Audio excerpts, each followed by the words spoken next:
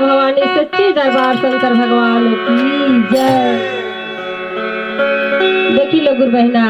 एगो शिष्या बाड़ी अपन अर्जी कैसे कैसे कहत हम गीत के माध्यम से बतावत गुरु बहना बे।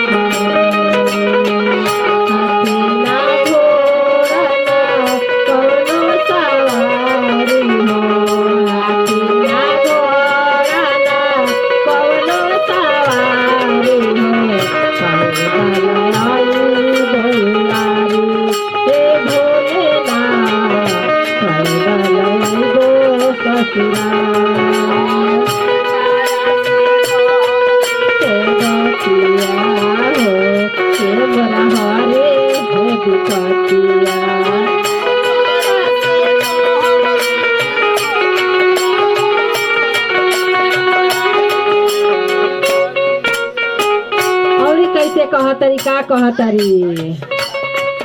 अरे राम से न कहबो लक्ष्मण से न कहबो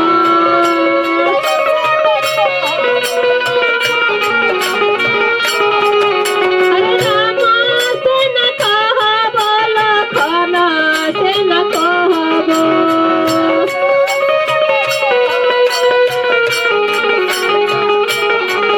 लखना से न कहबो लखना से न कहबो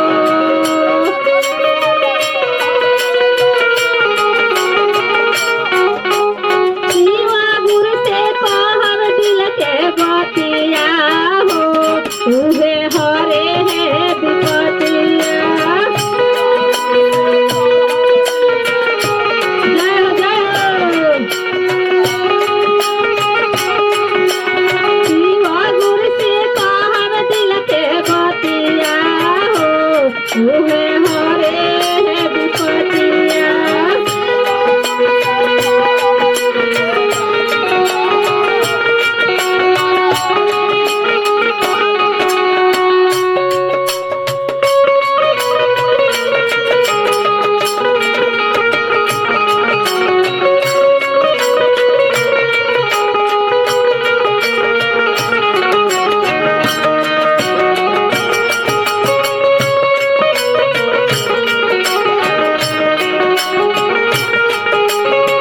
जय हो जय हो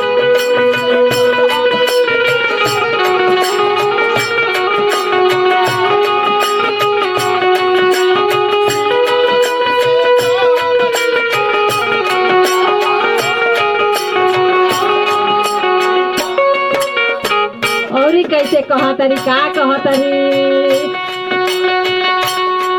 हरे कृष्णा जी से न कहबो हो दाओ जी से कहबो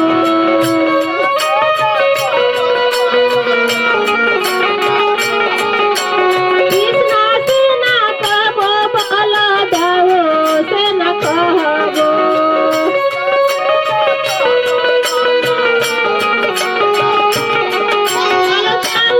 से न कहबो बाला दाओ से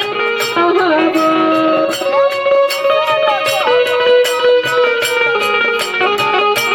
शिवा गुरु से कहबो दिल के बतिया हो उहे हरे है विपतिया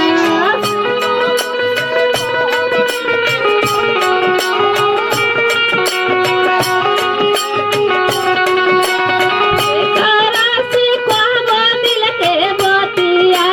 हो के मोर हरे है विपतिया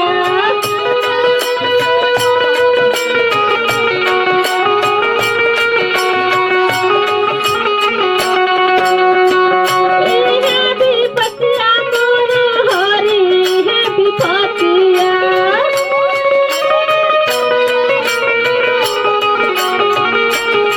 विचारा से कहब दिल के बतिया हो हमर हरे है विपतिया